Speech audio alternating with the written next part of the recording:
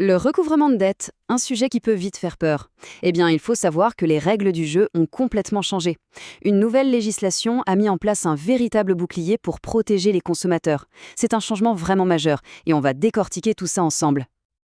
Harcèlement, frais qui explosent, intimidation, voilà des mots qui, avant, revenaient bien trop souvent quand on parlait de recouvrement de dette. C'est justement pour mettre fin à ces dérives que le législateur a décidé d'intervenir et de poser enfin des règles claires et surtout protectrices. Bon, alors commençons par le commencement. Pour vraiment comprendre l'impact de cette nouvelle loi, il faut faire un petit retour en arrière. Un passé qui était souvent, disons, assez compliqué pour les personnes endettées. Le problème, c'est que pendant très longtemps, c'était un peu le Far West. Sans un cadre légal bien défini, la balance penchait clairement d'un côté. Les consommateurs se retrouvaient souvent démunis face à des pratiques agressives et des frais qui pouvaient faire gonfler la dette de manière totalement déraisonnable. Et donc, pour rééquilibrer tout ça, un nouveau bouclier a été forgé, le livre 19 du Code de droit économique. Mais attention, ce bouclier ne protège pas tout le monde. Il vise un groupe bien spécifique. Voyons tout de suite de qui il s'agit. Le mot absolument essentiel à retenir, c'est consommateur.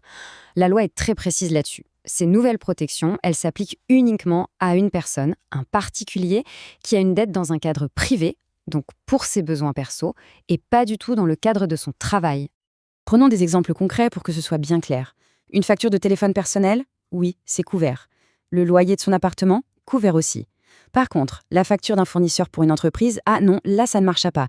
Et cette distinction, elle est vraiment au cœur de tout le système.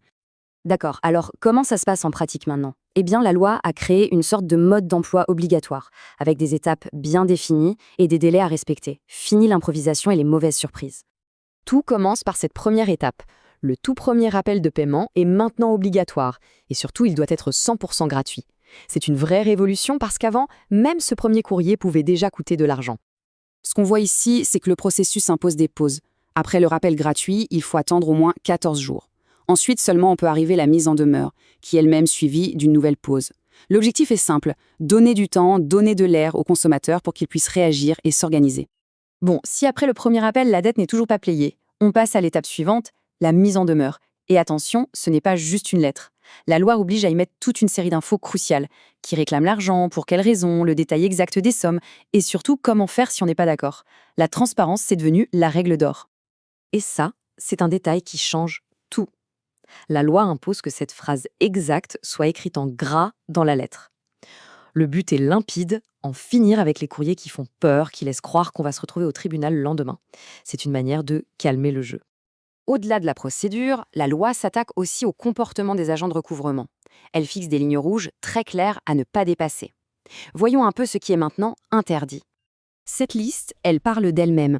C'est terminer les appels tard le soir, les visites surprises à la maison, ou les lettres qui ressemblent à s'y méprendre à un document officiel de la justice. La loi met un stop très clair à toutes ces pratiques qui relevaient de l'intimidation. Et en face de ces interdictions, il y a maintenant des droits bien établis. Le consommateur n'est plus juste là pour subir. Il peut contester, il peut exiger des preuves, il peut négocier un plan de paiement. Le bouclier n'est pas seulement là pour parer les coups, il donne aussi des armes pour se défendre. C'est la question qui fâche. En plus de la somme de départ, combien est-ce qu'on peut réclamer en plus? Là aussi, la nouvelle loi met de l'ordre et vient plafonner tous les frais supplémentaires pour en finir avec les abus. Alors décortiquons ça. Quels sont les frais et les intérêts qu'un créancier a le droit d'ajouter à la facture initiale? Les règles sont devenues très chiffrées, très précises. Ok, regardons ce tableau. Si le contrat de départ prévoyait une pénalité de retard, ce qu'on appelle une clause pénale, son montant est maintenant bloqué. Pour une petite dette, jusqu'à 150 €, c'est 20 € de frais max. Point. On voit bien la logique, plus la dette est petite, plus la protection est grande pour éviter que les frais ne deviennent plus élevés que la dette elle-même. Pour les intérêts de retard, c'est le même principe. Ils sont limités à un taux qui est fixé par la loi et surtout, le compteur ne commence à tourner qu'après la fin du fameux délai de 14 jours du premier appel. Ça laisse une vraie période de grâce. Ce bouclier est efficace, c'est certain, mais il n'est pas universel. C'est donc super important de bien comprendre où s'arrête cette protection et qui, finalement, n'est pas couvert par ces nouvelles règles. C'est sans doute le point le plus crucial à retenir. Tout ce qu'on vient de voir ne concerne que les dettes des consommateurs. Si c'est une dette professionnelle, entre entreprises par exemple, alors là, on est dans un tout autre monde, avec des règles du jeu complètement différentes.